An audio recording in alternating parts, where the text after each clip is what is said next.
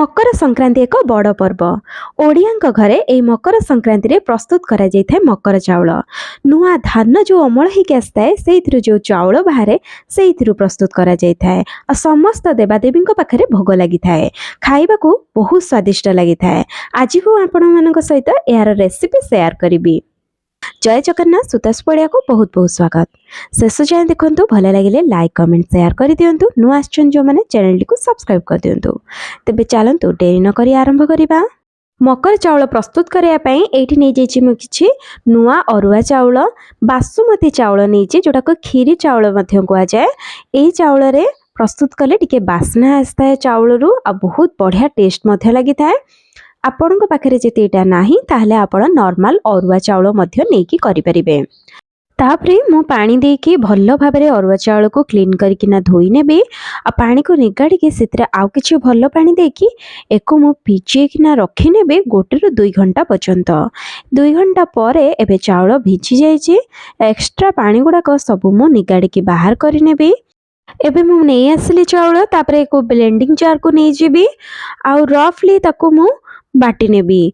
आ चाउल बाटिया पई एठी मु कंचा खीर रो व्यवहार करछि जोडा कि भोगरे लगा जाय था कंचा खीर। तो तेणु एठी कंचा खीर रो 4 ରୁ 5 चामच दे देबी। पानी देबेनी।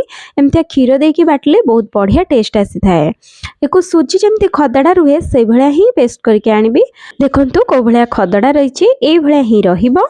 याठू अधिक प्लेन भी हबनी याठू अधिक भी बड़ बड़ रखले खाइबा को टेस्ट लागिबनी। एबे आकु मु साइड रे रखिबे। मकर चाउल रे टेस्ट को टिके बढ़िया पई एठी मु पंचामृत इथरे देबी। तो पंचामृत पई एठी नै जायछि 1 चामच मु गुड़, 1 चामच एठी नै जायछि महू आ 2 चामच एठी नै जायछि कंचा खीर आ 1 चामच एठी मु दही नै जायछि आ 1 चामच एठी गुवा घियो नै जायछि।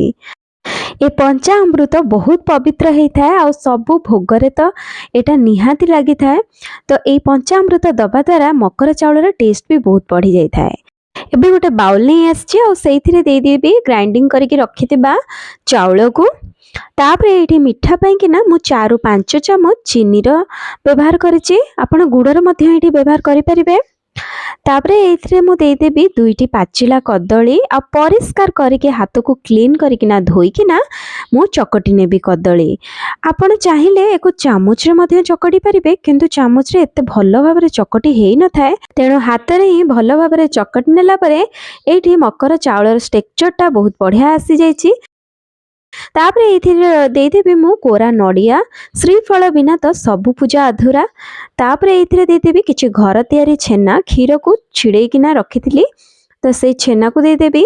आ एठी किछि फल नेछि आपन को पाखरे जो फल थिबो सेटा व्यवहार करि परिबे। मु एठी किछि कदली नै जायछि, किछि एप्पल नै जायछि, किछि डाळिंब मंजी नै जायछि आ किछि कमला नै जायछि। एबे एथिरे मु ऐड करि नेबी। तापरे एठी अंगूर मो पाखरे नथिला तो मु एठी किछि कला किसमिस थिला तो नै जायछि। तापरे एथिरे दे देबी टिके अदा छेचा आउ टिके गुजराती रो मंजी को टिके छेची की रखिछि ताकू दे देबी। तापरे एठी 5 ରୁ 7टी गोलमरिच को छेचिकिना रखिछि तार गुंड दे देबी। तापरे एथिरे दे देबी खाइबा कर्पूर पूरा अल्प देबे बेसी देबेनी पिता हे जिवो। आळती कर्पूर देबेनी। खाइबा कर्पूर पूजा दुकान रे आपन को इजीली मिली जिवो। पूरा टिके देबे। तापरे एको मु गोळेई नेबी भलो भाबरे। मकर चाउल रे भलो भाबे स्ट्रक्चर आसिया पई एठी मु कंचा खीर दे देबी आ एको भलो भाबे मिक्स करि नेबी। मिक्स कला परे देखंतु केते बढ़िया स्ट्रक्चर आसी जायछि। एबे इतरे आगुरु प्रस्तुत करी रखिथिबा पंचामृत दे देबी। आ पंचामृत देई सारला परे ताको गोळे नेबी। तापरे ऊपर किछि नडियार खंड आउ डाळिंब मंजी देकी ताको सजे नेबी। वर्तमान प्रस्तुत हो गला मकर चाउल। ए भली बनांतु आ ठाकुरंग पाखरे भोग लगांतु। आपनको वीडियोटी केमिति लागिला मते कमेंट माध्यम रे निहाती जणाइबे। पुणी आसीबे एक नुआ रेसिपी सहित। समस्त भले रुहंतु खुशी रे रुहंतु। समस्तंको धन्यवाद।